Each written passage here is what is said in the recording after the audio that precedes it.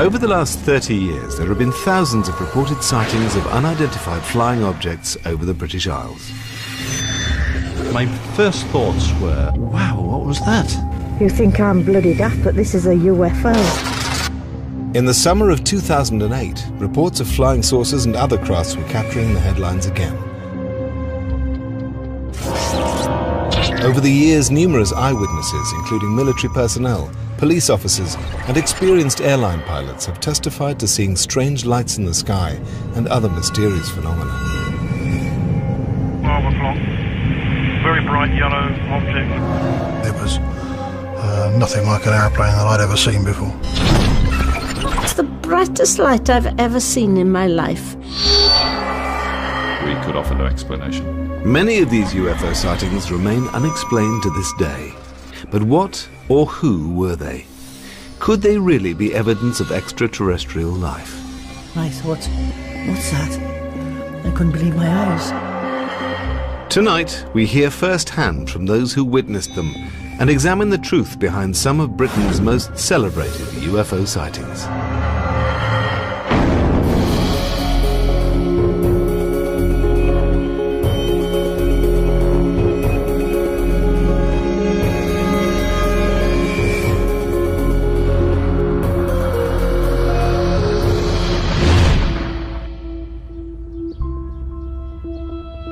At the beginning of 1980, Todmorden was a little-known West Yorkshire mill town.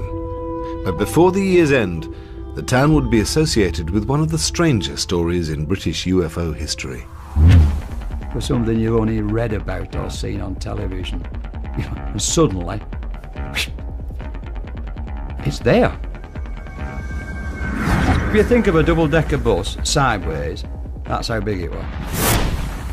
And he wasn't the sort of person that would suddenly say something, you know, that hadn't happened. So I believed him. I felt quite safe in the police car. Now if somebody got out of it, I'd be bloody scared. The story of a young Yorkshire police officer's sighting of an unidentified object became headline news. I believe Alan Godfrey's telling the truth. If he's lying, he deserves an Oscar.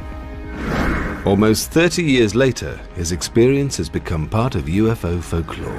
I've been a journalist for 50 years and covered quite a few rather strange stories.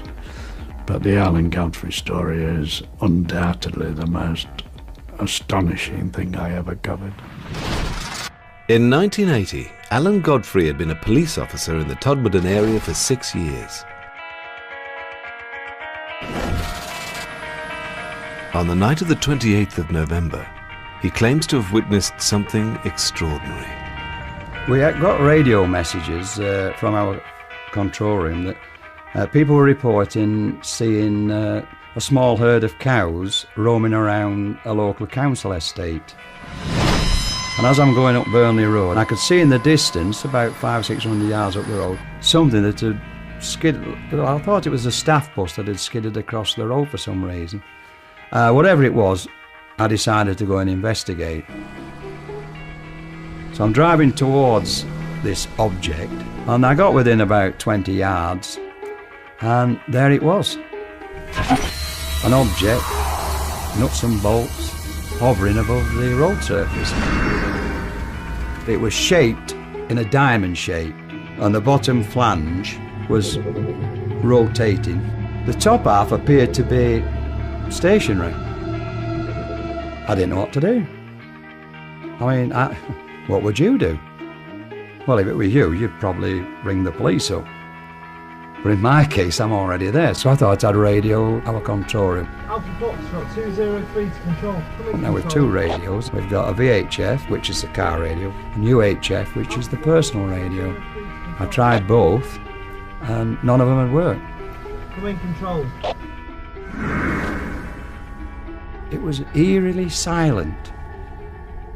That really does stick in my mind, that was really eerily silent. And for some reason, I don't know why, I picked my clipboard up and started to draw it. I made a quick sketch. So it's there. Rather than my head, it's there, it's black and white. Although he'd made a sketch, Alan Godfrey's story would ultimately centre around what happened next. Now with like a white and I'm at the other side of it, driving. Quick glance at mirror, it's not there. I got out of the car. The road surface was whirlpool dry, like a spinning object would make, you know, with all these leaves and branches and what have you. You could see an area of road surface that wasn't like the other. The others were wet, this was dry. Unsure of what had happened to him, PC Godfrey drove straight back to the police station in Todmorden. When Alan came into the police station, he was very agitated. I says to him, you'll never guess what I've just seen, you know. You won't believe what I've just seen. At first, you know, you think he's totally outrageous, you know, but I've no reason to doubt him. I mean, I've known him for a long time, and we know each other really well, and I've no reason to doubt what he said. But the night still had one more surprise left. As Alan Godfrey ended his shift, he noticed something else he couldn't explain. There was approximately 30-35 minutes missing that couldn't be accounted for. When we leaving the police station to coming back. To me, I'd only been away 15 minutes.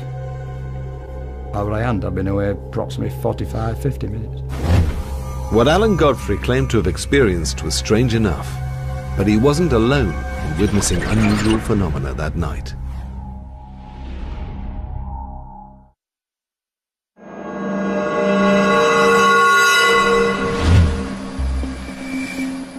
On the night of the 28th of November 1980, Police Constable Alan Godfrey was driving through the Pennine town of Todmorden when he witnessed a strange object in the road. It was something you only read about or seen on television. And suddenly, it's there in front of you. It was just something out of a science fiction film. It was totally unbelievable.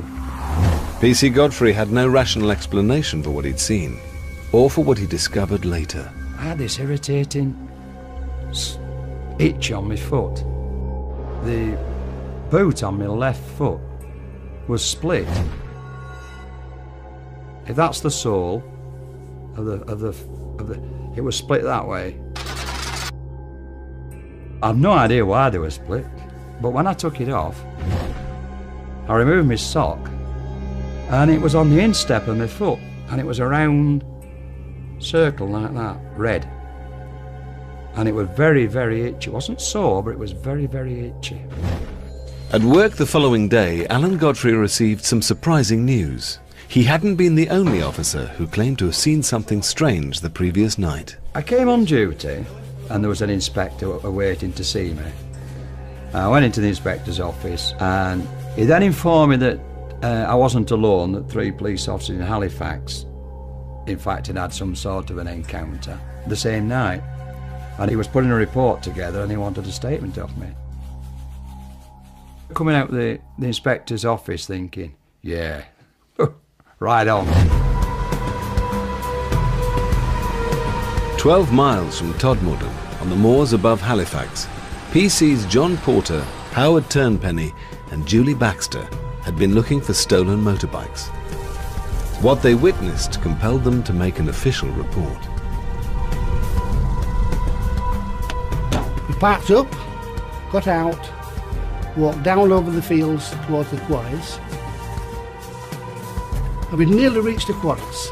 And then something, nothing verbally, but something told us to turn. And we turned and just stood. And in the sky was a very cold, and I would describe it as a cold steel blue light. Not flashing, but pulsating. And the hairs on my arms and my neck just stood up. I cannot tell you, in all honesty, how big this thing was, because there was no definite shape to it other than a pulsating steel blue ball. But wherever it went, it was very, very fast. As fast as I'm moving my hand now.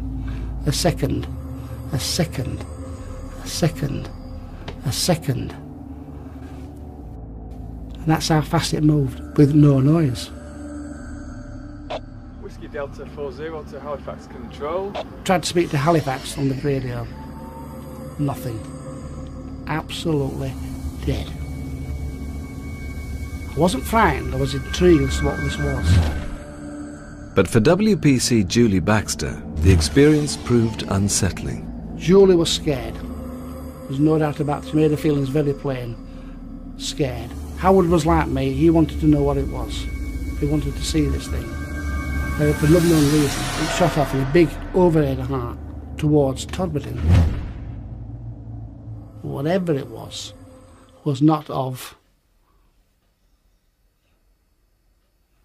I can't explain whatever of our making.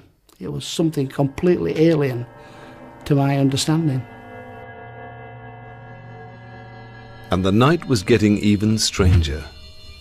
2 traffic officers on the moors near Littleborough, 12 miles from both Alan Godfrey and the Halifax patrol, reported seeing a bright pulsating sphere hovering between 2 electricity pylons before it sped off over the hills. In all, 6 separate police officers had witnessed strange phenomena that night.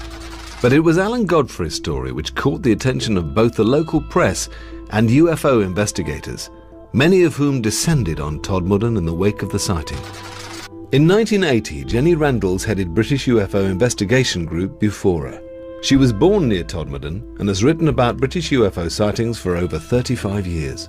The Alan Godfrey experience, when it happened, came at the culmination of a whole series of events during the preceding 3 or 4 months that had been occurring in and around that area. They've been getting stranger and stranger. The Pennines are the backbone of the United Kingdom.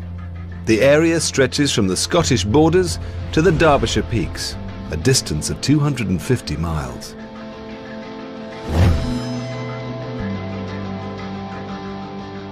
Throughout the 1970s, there have been dozens of reports of objects in the sky over Yorkshire and Lancashire. So numerous were the sightings, the area earned itself the name UFO Alley.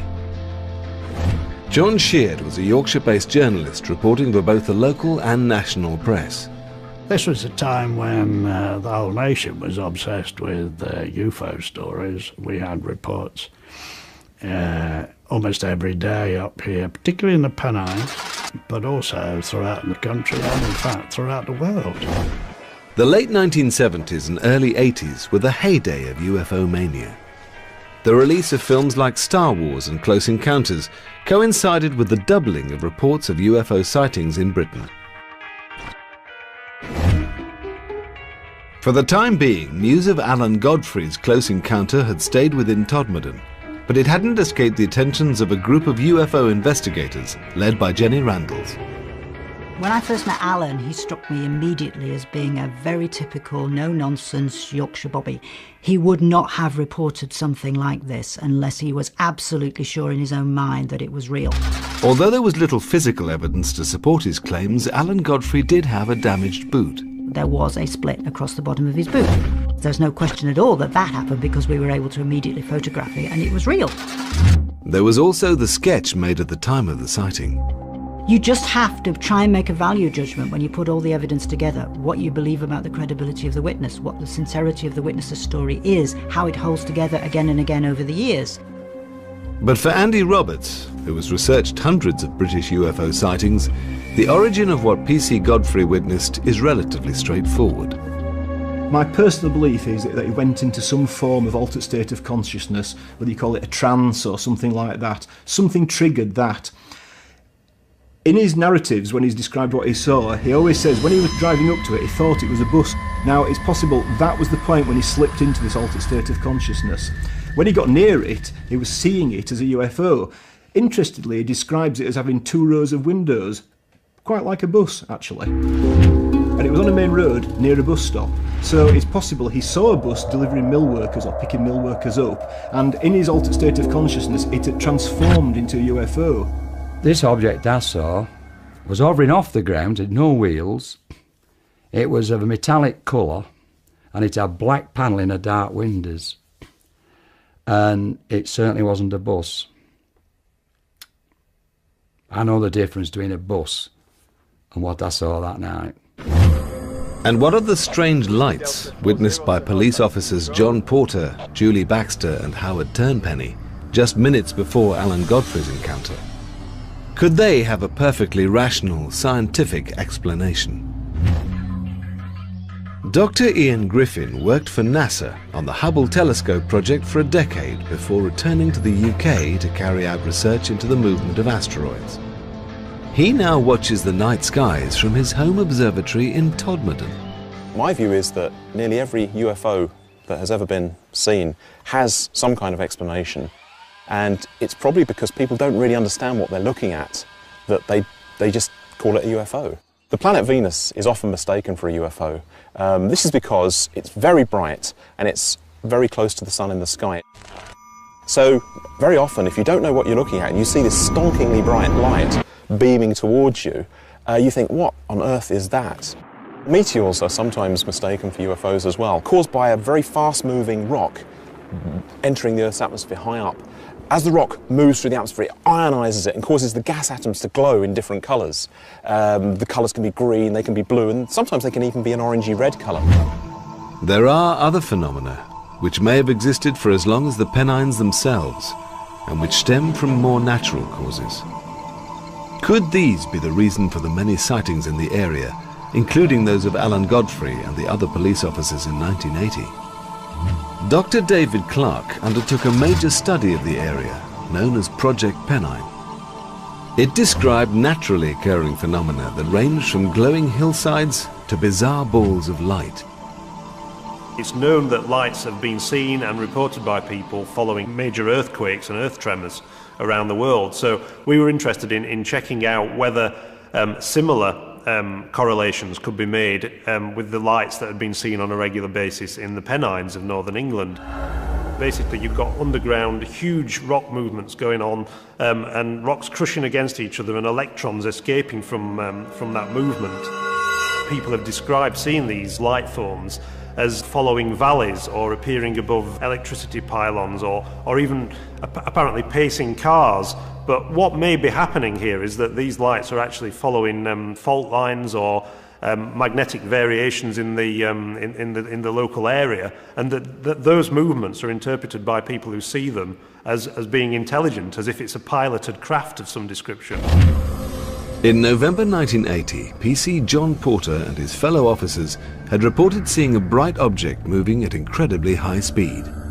Could it have been a naturally occurring light, or something man-made? Aircraft can actually cause UFO sightings too. Oftentimes they'll have lights that flash under the wings, and viewed from certain angles they can appear to be coming straight towards you or whizzing across the sky relatively quickly. So it's not unknown for an aircraft to cause a UFO sighting. We've all seen aircraft in the sky at night. I've been on nights many years as a police officer. I've seen all sorts moving in the sky. But on this occasion, whatever it was not an aircraft. It was not. There's no way it was an aircraft. Moving too fast and no noise. Air traffic records, both civilian and military, revealed that there were no flights in the area at the time. Routinely, official police reports of UFO sightings would be passed to the Ministry of Defence. As part of the Freedom of Information Act, they've now been released. Dr. David Clarke has been researching official reports into UFO sightings for over 20 years. When the Ministry of Defence files on UFOs from 1980 were opened, I went to the National Archives and immediately went looking for any mention of the sightings in Todmorden in 1980.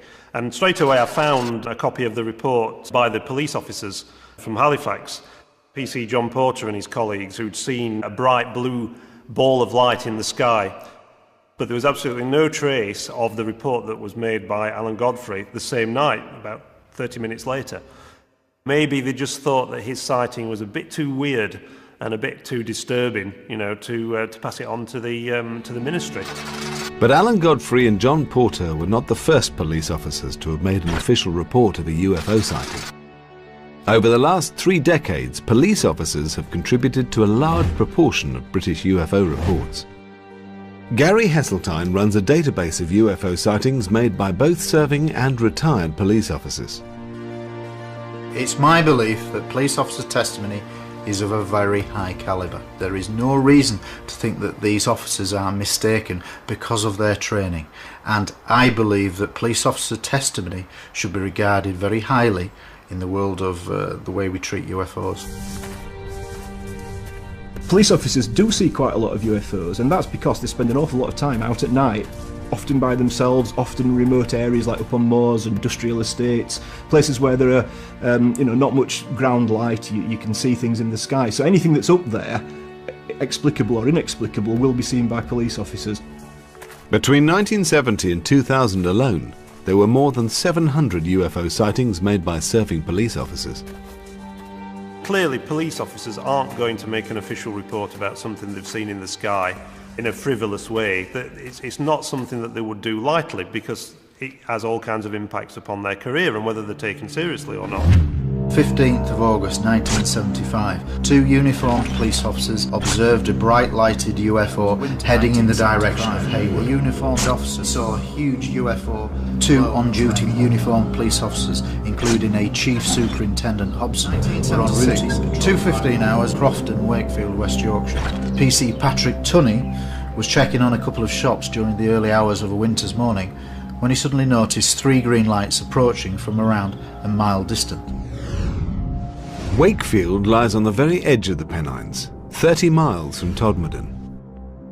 At the time of his sighting in 1976, PC Patrick Tunney was a well-respected police officer with over 20 years' experience. I thought at first it was an helicopter having trouble, and we were looking at it. I thought, there's no noise, no engine noise, nothing. Just these 3 lights drifting towards me at about, say, between 100 and 150 feet high. The next minute, it didn't slow down, it didn't increase, and suddenly it turned to its left, and then it accelerated at a speed I've never seen it go that fast in my life. All it was a streak of light, and that was it, gone. Could what PC Tunney saw have been an aircraft, meteor, or even a naturally occurring ball of light? And could any of these account for what Alan Godfrey claimed to have experienced in November 1980? Whatever the explanation, within a few months, Alan Godfrey's story would take a much more bizarre turn.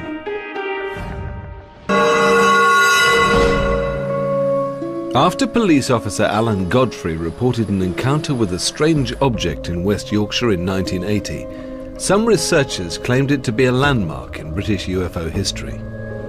After Alan Godfrey's experience had happened, we were immediately aware that this had cemented the importance of the Pennine area as the hotspot for UFO activity in Britain, and in fact probably the most active location for UFO encounters anywhere in Europe. 18 months before Alan Godfrey's sighting, mysterious bright orange lights had been reported speeding across the night skies of Lancashire. At 2 a.m. on the morning of February the 24th, 1979, Mike Sachs was at home in the village of Stacksteads, getting ready for bed. All of a sudden, the room lit. The light was moving.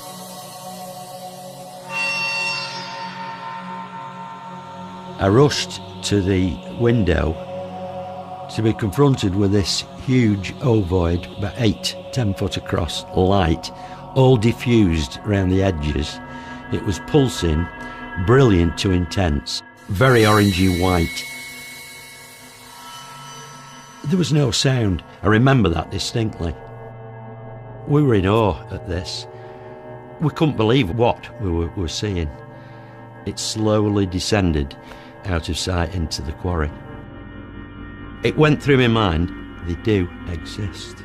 These things do exist. And Mike Sachs wasn't the only witness to the mysterious object. Local farmer Alf Kime, then 19, was out working with another farmhand when he too saw something strange in the sky. We thought it was a shooting star flying down, and this building blocked it, so we shot past the building to see it.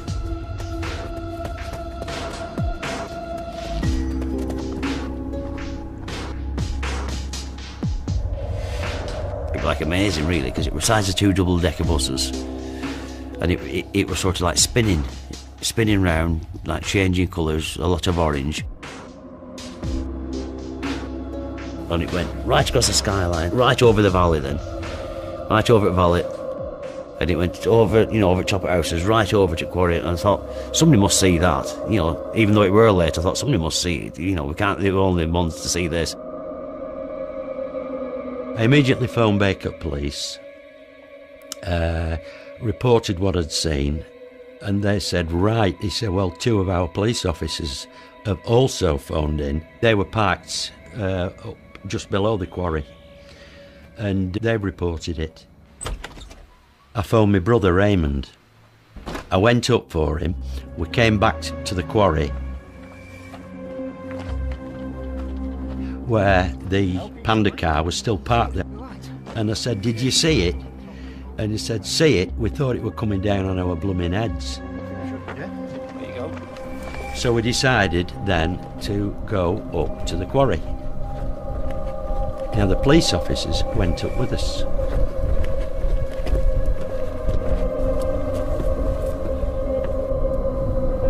But there was nothing to be seen. By 3 a.m, Alf Kime had arrived home. When we got back that night, my dad said, is everything all right? The cow's all right? And I said, yeah, everything's perfect.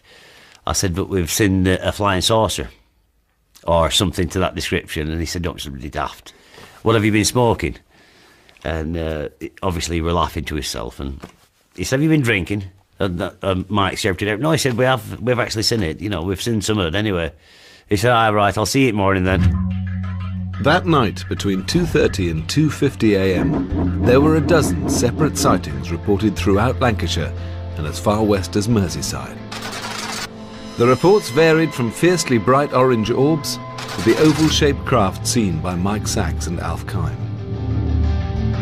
The following week, when it's out in local free press, you didn't feel as daft as really telling, because we told this story and you could see people didn't believe you when you were telling it because, I don't think I'd believe it myself really. If the oval-shaped craft seemed inexplicable, what were the bright orange lights seen shooting across the sky that night?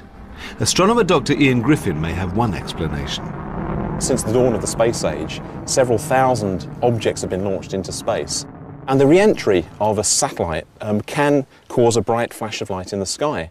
And certainly big satellites, for example Skylab in the late 1970s, or the Mir station in the 1990s, when they entered the Earth's atmosphere, they looked like tremendous fireballs with bits breaking off. So oftentimes, yes, space junk can cause UFO sightings. For many skeptics, the explanation for the sightings is even more straightforward. The Pennines has 2 busy civilian airports situated at its edge. There was a huge explosion of air travel in the 70s and 80s, and that led to the expansion of Manchester Airport, of Leeds Bradford Airport, and international aeroplanes. Now, the Pennines, quite wild, it's very dark at night, and if you see an aircraft in the sky through unusual weather conditions or coming into land or taking off, its beams, its light configuration can appear very, very strange. And I think that's largely been the result of why there have been so many UFO sightings over the Pennines from the 1970s onwards. When it comes to UFO sightings over the Pennines, or anywhere else for that matter, we can readily explain away 99% more as mistaken identity. But it leaves that niggling little number every time that no matter how much research, no matter how much you try, you can't get rid of these particular cases. And after a lot of legwork, they still remain unexplained. There was another possible explanation, that the lights in the sky being witnessed that night were connected with some secret Cold War military operation. After some of his constituents had reported seeing the lights, the MP for Ormskirk even raised the question in Parliament. On the 12th of June 1979, the Ministry of Defence issued a statement. It said that a US Air Force exercise had taken place between the 21st and 24th of February, during which fighter aircraft had been flying at very low levels throughout the British Isles. Were both Alf Kime and Mike Sachs simply witnesses to a routine military manoeuvre? We get many aircraft flying over the valley, all different shapes and sizes, air cargo, passenger, military. This was totally unlike anything I've ever seen in my life. I can only conclude, and I don't say this lightly, it is extraterrestrial. We can never rule out military technology, but I think in this case it looks as if something genuinely unidentified was present in the Pennines that night. Whatever the source of the strange lights seen over Lancashire, PC Alan Godfrey's experience continued to fascinate the UFO community. After Alan Godfrey's sighting in Todmorden, he claimed to have lost some 30 minutes in time. The only physical evidence of his encounter, a damaged boot and a sketch he'd made at the time. In an attempt to find out more, UFO investigators suggested a radical idea. And they contacted me and asked me, would I be willing to go under hypnotic regression? I declined straight away. I wasn't sure, you know. I thought, what is hypnotic regression? The only hypnosis I'd ever seen was on television, on a stage, you know, where they make fun of you. Eventually, Alan Godfrey was persuaded to undergo hypnosis, which was conducted by two psychiatrists, Dr. Jaffe and Professor Blair.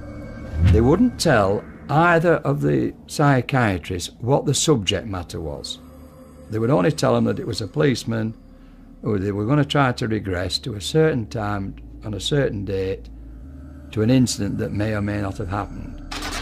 Mike Sachs, whose interest in UFOs had been sparked by his own experiences the previous year, was present at the sessions. The atmosphere in the room was absolutely electric as Alan is relating this series of events. All of a sudden, and under hypnosis, he goes and covers his eyes. Then somehow he's floating and he's taken into this room. I have no recollection whatsoever what went on during that hypnotic regression. Under hypnosis, Alan Godfrey's claims grew more bizarre. Not only had he witnessed a UFO, he'd also come into contact with alien beings. In UFO terminology, he had been abducted. We were actually present at possibly one of the first abduction cases that has happened in the UK. Whatever Alan Godfrey had experienced in November 1980, and whatever had happened to the missing 30 minutes, the latest revelations seem scarcely credible. UFO abductions, very big in America, not so big in Britain. A handful of people allegedly being abducted by UFOs. So when you get a policeman seeing a UFO, later coming out under hypnosis with a story he was abducted, you've got something that's quite solid there, and people have latched onto it as being, you know, a real event. I'm asking myself, did that really happen? No, I couldn't have done. I don't believe it. But why am I saying it? Psychologist Chris French has conducted several studies in the area of so-called paranormal experiences. There are a number of different factors which seem to play a role in people reporting that they've had an alien abduction experience. Very often there is some initial triggering event, like, say, an episode of sleep paralysis or missing time, that leads people to believe they may have been abducted by aliens. What's probably happening is that they are getting confused between things that are happening in here and things that are happening in external reality. And basically, as a result, they're having sometimes hallucinatory experiences, sometimes false memories, but that's leading them to believe that they've had these alien encounters. But it wasn't just Alan Godfrey's supposed abduction that intrigued ufologists. The investigators also discovered a connection to another unsolved local mystery, one they believed could have extraterrestrial origins. 6 months before his UFO sighting, Alan Godfrey and colleague Malcolm Agley had received a call about a body found at a local coal yard. He received a radio message that found a body at Todmorden railway station, so I attended with PC Alan Godfrey. Well, someone instinctively tells you there's something not right. You know, you come across dead bodies all the time, it sounds like, but you do. And it was lying on his back, just staring up into the sky. There's no disturbance of the coal, you know, to say how he got there. I just can't explain it at all. And it was being treated as a crime scene. I think everybody at that stage thought it was a crime. That's how obvious it was. Why would a man climb a stack of coal, lie down on his back on top and die? The body was that of a Polish émigré named Zygmunt Adamski, a former miner who'd moved to the UK after the Second World War and had settled in Wakefield, 20 miles from where he was found. To me, I don't think he'd died there. I think he'd been put there. It looked to me as if he had anyway. The evidence was inconclusive. You'd expect if somebody had been lying on the belly or had climbed up the coal, it'd be covered in coal dust. It'd been raining, it'd stick to him like glue. There was no visual coal on him, on the front of him, anywhere. And either on his face or anything. And he had these black marks that transpired to be burn marks round the back of the head. And there was one at the nape of the neck here, like an open wound, like a blistering wound, and it had had an ointment applied to it. We just thought it was strange, you know, that he had these injuries and this sort of green ointment, which looked nothing I've seen before at all, you know. It just seemed strange and a bit unnatural, really. Zygmunt Adamski had gone missing after a shopping trip. There was no suggestion that he'd planned to disappear, and he was known as a loving family man with no obvious enemies. The autopsy confirmed that Adamski had died of a heart attack. Coroner James Turnbull was mystified, not least by the strange substance found on Adamski's burns. We had the substance analysed, and the toxicologists and the scientists couldn't come up with any answers to what it was. And we came up against a blank at every line of investigation.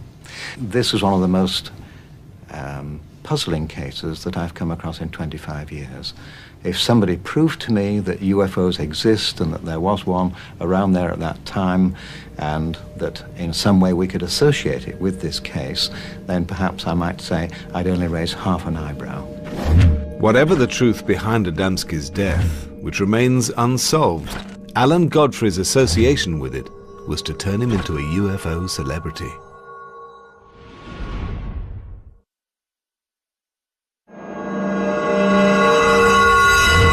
In November 1980, PC Alan Godfrey had witnessed a mysterious object whilst on patrol in Todmorden. If I'd have got out the car and thrown a brick at it, it would have gone clang. That's how real it was. Alan Godfrey was also connected to a mysterious death, which remains unsolved after almost 30 years. Zygmunt Adamski had gone missing in June 1980. His body had been found 5 days later, lying on top of a coal heap in Todmorden. At the inquest, Coroner James Turnbull was mystified, recording an open verdict and even suggesting a link with UFOs. I did nearly 27 years in the police, and it's the one thing that I've never really got to the bottom of, and it is bizarre, and it's always been there at the back of my mind. There's just no explanation for it at all.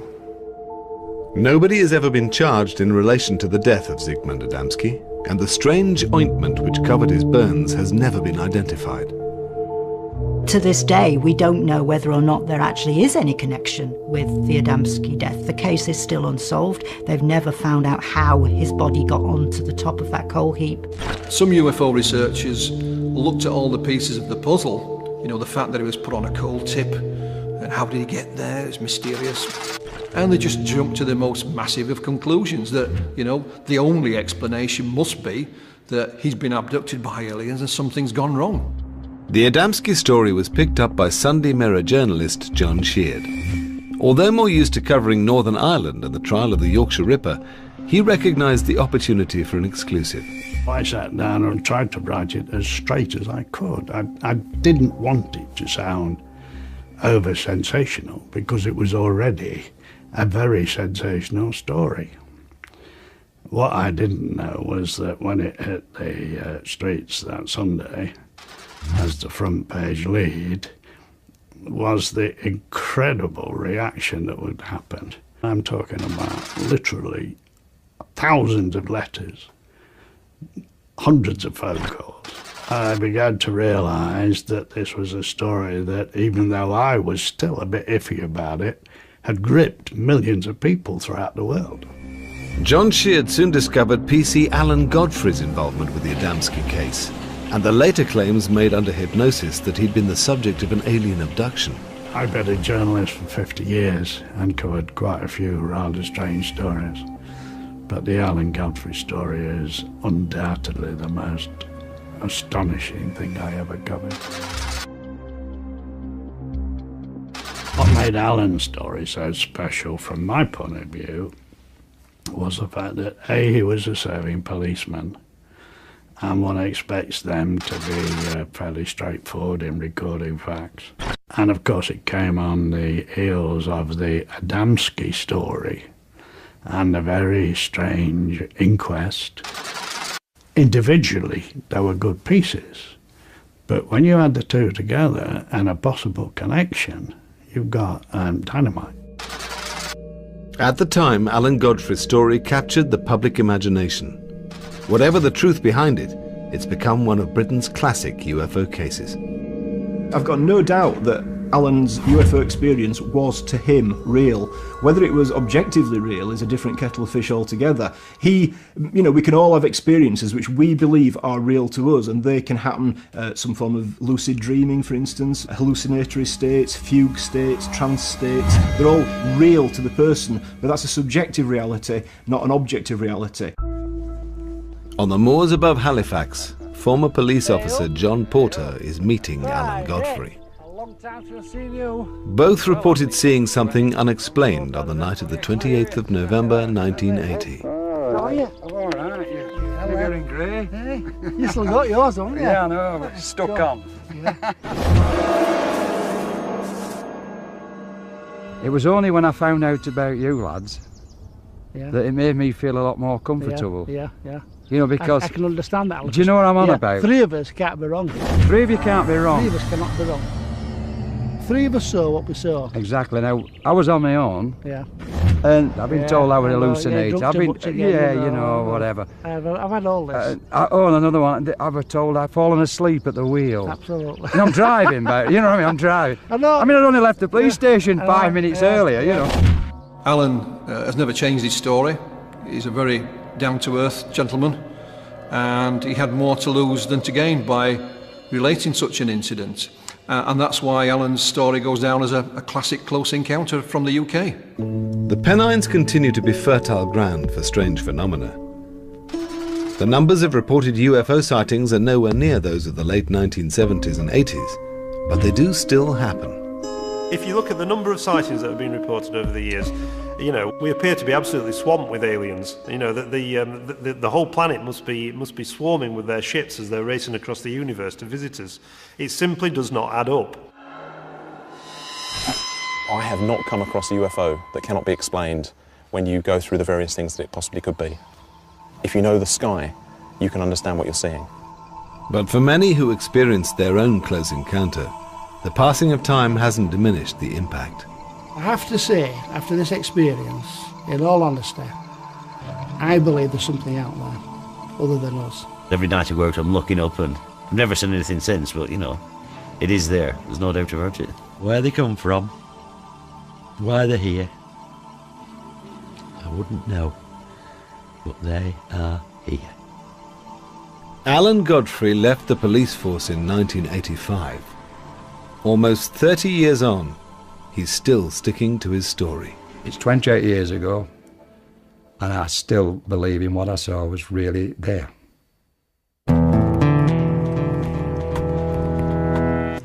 They've brains that work like human computers. Their description, not mine. Meet Flo and Kay next here on 5. Identical twins who are also artistic savants and extraordinary people, the Rain Man twins.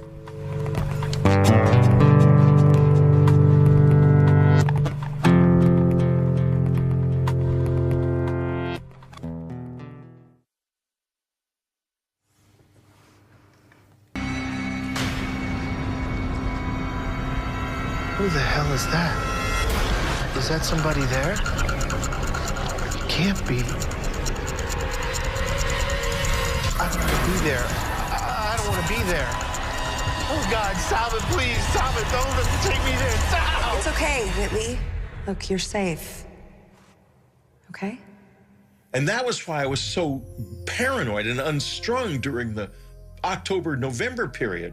But I had no conscious memory of it until it burst unexpectedly out in that hypnosis session. What I saw was so vivid and so unexpected to both of us that I basically think there's no way it wasn't a production of memory, not of imagination.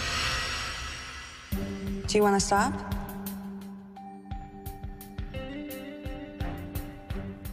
No. I was obsessed with continuing because I wanted answers badly. I had a close encounter of the third kind. For sake, I can't just ignore this. Okay. Now it's the night of October 4th. You've just woken up. And tell me what you see. Under hypnosis, I saw one of these alien figures standing in my bedroom. It touched my head with a wand that had an electric fizzle to it.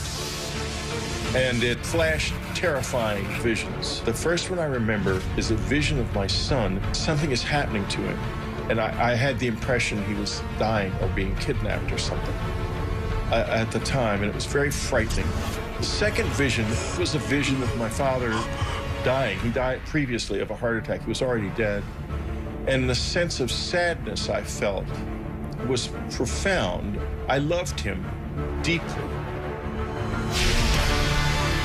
There was a third vision involved, an apocalyptic vision, the end of the world and of everything being destroyed, either in a nuclear war or a natural catastrophe of some kind that looked like a war. I remember the sense of despair and helplessness that it brought me.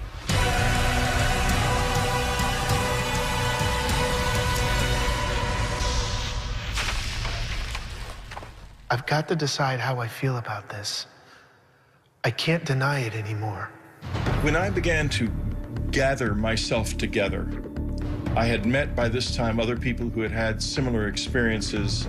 I began to ask myself, what did they want from me? I speculated about whether or not what seemed like a psychic attack could have been warnings. I have remembered more and more not only the vision of the apocalypse, but other warnings and consistent warnings, not only to me, but across the whole community of people who have had this experience. A lot of them get the same warnings, that we're in trouble, that our environment is in trouble. So I'm not alone in that. And that has become a really central feature of my current life.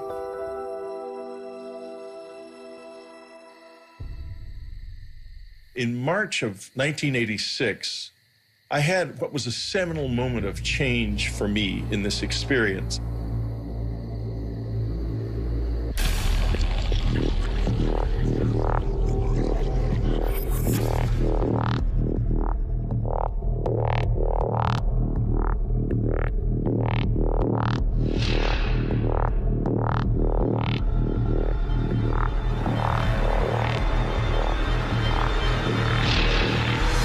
Oh, God. After it became clear to them that I was trying to engage with them, they began to respond in various ways. It was the most extraordinary experience I've ever had. I remember seeing a bright blue light come under the door. I said, okay, let's do it. I just want to get to the bottom of this. I had no idea what I was in for.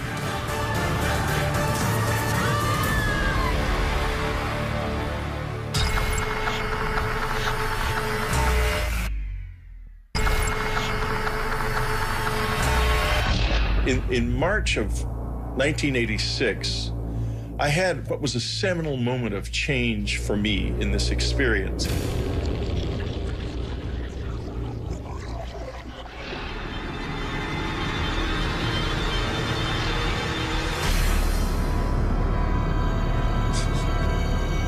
The sensation I felt when I tried to move on that night was like I was being impeded by something that really slowed you down, like a thick tar or something.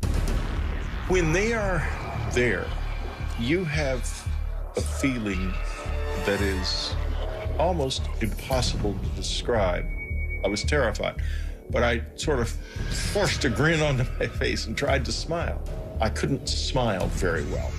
I wanted to try to show them that I was not dangerous, that I was something that I wanted to know more. And there was a change then. After it became clear to them that I was trying to engage with them, they began to respond in various ways. They were trying to build a bridge, I think. I think that was the first moment when there was any kind of real exchange. I wouldn't say that, oh, this is definitely aliens. I would say that it was real and that we don't know what it was. That I am quite certain of.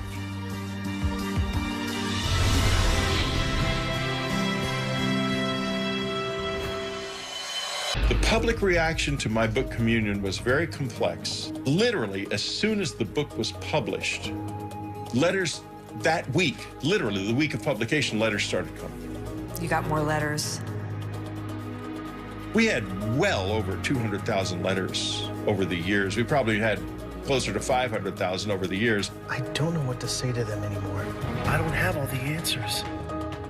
Maybe just understanding the questions is enough.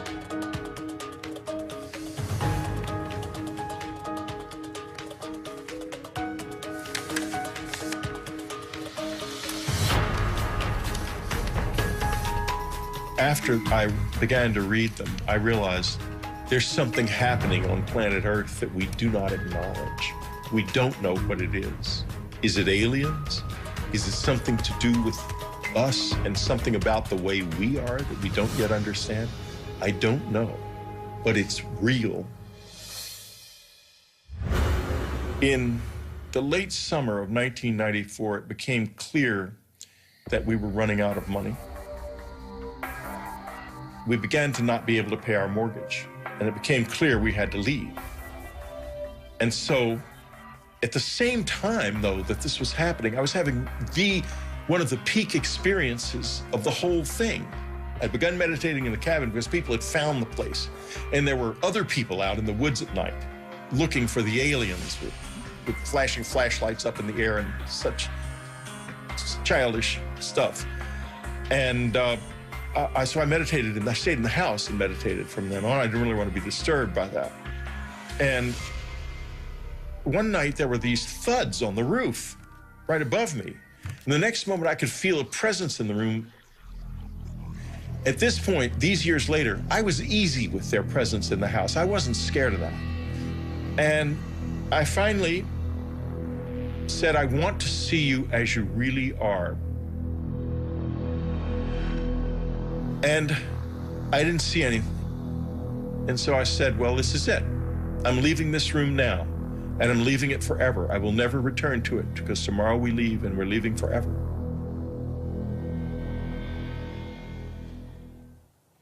And I left the room. I went to bed. I lay in the bed, still hoping something would happen.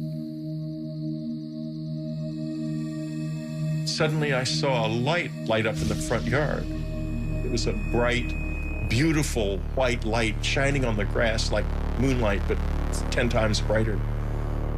I got up and looked out the window, and this light with rays coming out of it, and the rays penetrated my body, some of them, and I could like taste his presence in the rays.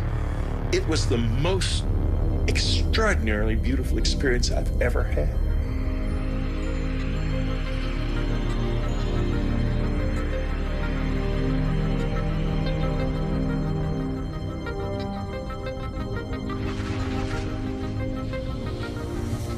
The next morning, we left the cabin, and the experiences have never been like that since.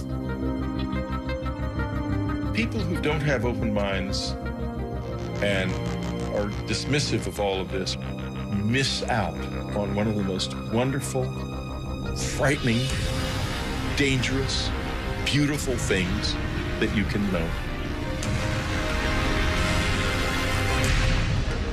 I did not ask for this. I did not know about it. I did not expect it. I did not want it, that's for sure. But it burst into my life without warning, and it's never left me since. Take from this what you will. This does happen to me. It has been happening to me all my life, and you don't have to believe because I know the truth.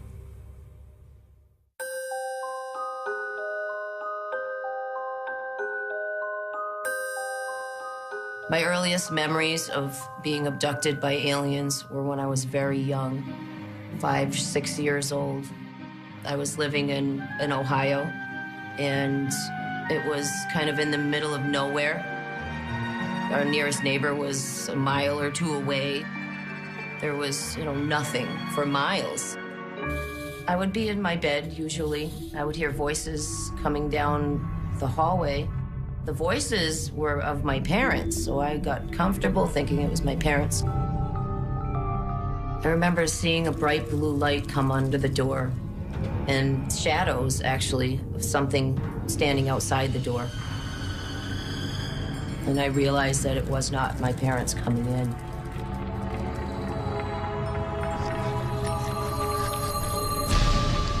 When they got close, I'd see those black almond-shaped eyes just staring right at me.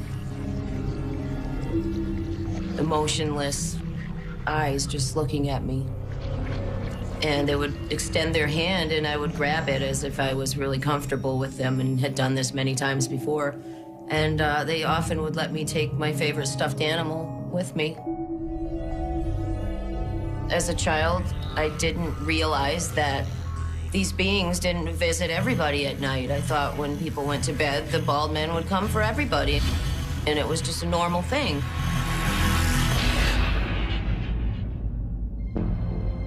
I decided I would, draw them and write down things that I could remember. I was always into art, so I really started to try to draw them as best as I could.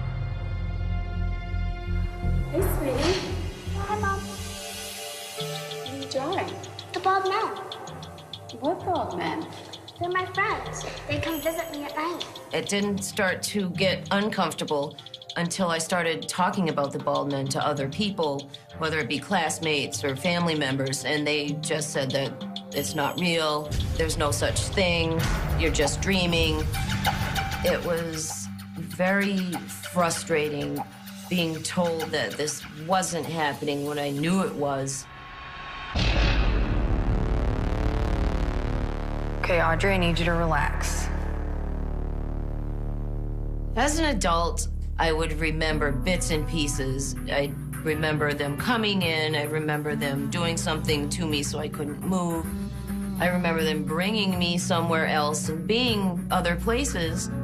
But the things I didn't remember were, what were they doing to me when they took me? And I said, okay, I need to find people that could maybe help me. Close your eyes.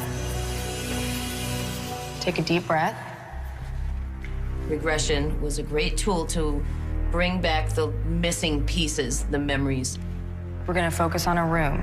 Didn't even think about it, didn't get educated on it, said, okay, I'm gonna get hypnotized, let's do it. I just wanna get to the bottom of this. It's a basement. You're gonna walk down the stairs. And in the back of my mind, I'm thinking, this isn't gonna work. Those memories are gone. I'm never gonna remember what's happening. I didn't know anything about it. I had no idea what I was in for. 3, 2, 1. Audrey, tell me what you see. Tell me what you see. What you see. My first hypnosis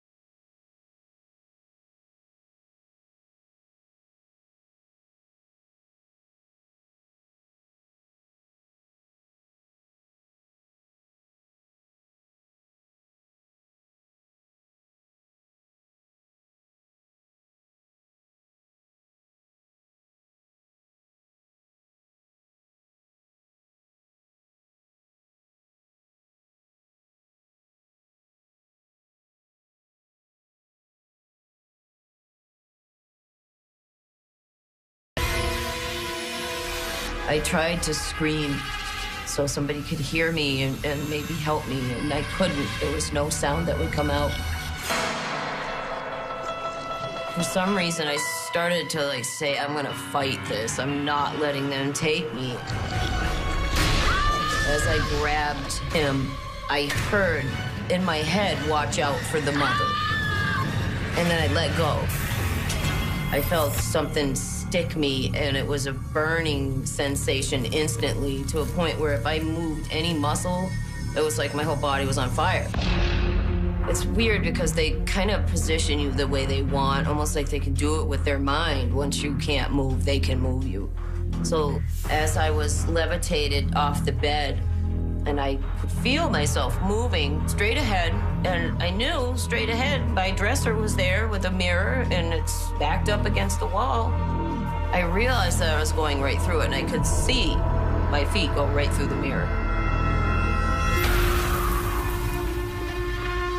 I realized that I'm outside, and it was really, really bright. I looked up, and I saw the ship lights. And they started to lift me towards this just enormous craft above my house. It was terrifying, confusing, you know, surreal. Like, this can't be happening to me. And I went close to the ship.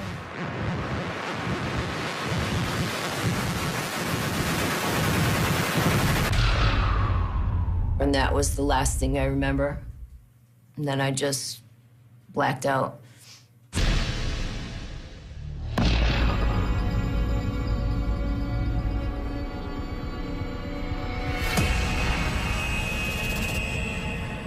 All of a sudden, I was awake and aware. I noticed a man walking around me, and I looked at him, and he looked at me. He felt familiar to me for some reason. He touched me and was no longer a man. At this point, I asked it, and when I say asked, it's completely telepathic. And you somehow know who it's coming from, and even if there's a group of them. Finally, I asked, you know, after all these years, why are you doing this to me? And he said that they were working on altering my DNA. When he was talking to me, he actually cared. And that was a feeling that was really confusing because, of course, you know, if you care, why do you abuse me? If you care, why are you doing this? But then I got to ask him, and he said what he was doing. This was like a breakthrough. I got to talk to him, and you know, it's been years. It's almost like that first question that I got to ask was just the beginning.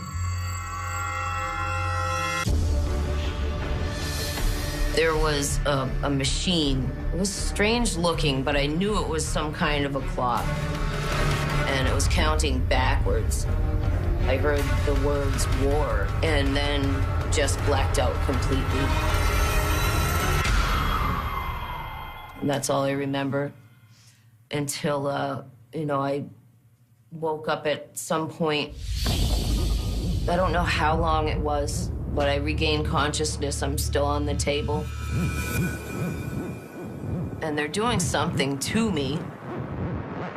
They had a machine that actually physically came and removed my eye. And when they pulled the eye out, I noticed that there was something coming to where my eye had been into the socket. This big, long needle, they put it into the eye socket, did something.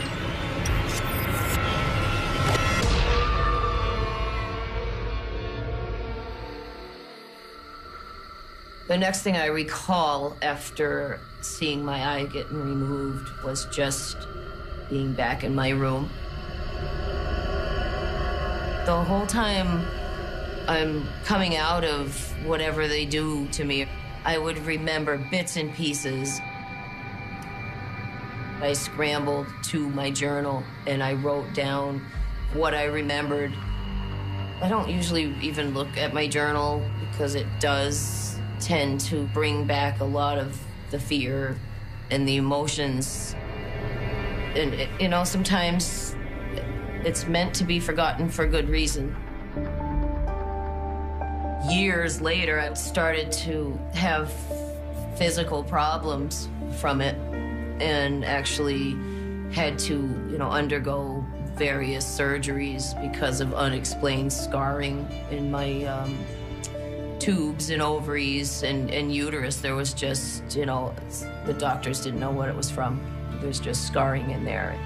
I never told the doctors what I knew it was from. It's not something that you can say, all right, hey doc, you know, this is what's going on, especially back then.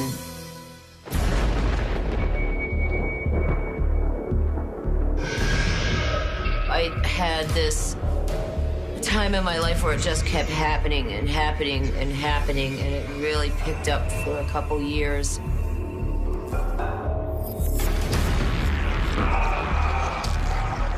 This encounter started as it always does. When I woke up, there was one of the Greys standing at the foot of my bed, and I saw him there, and then just blacked out completely.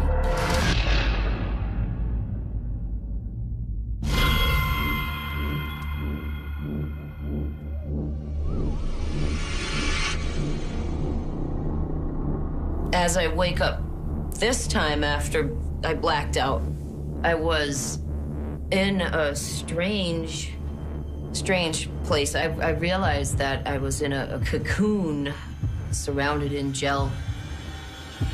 I started to panic.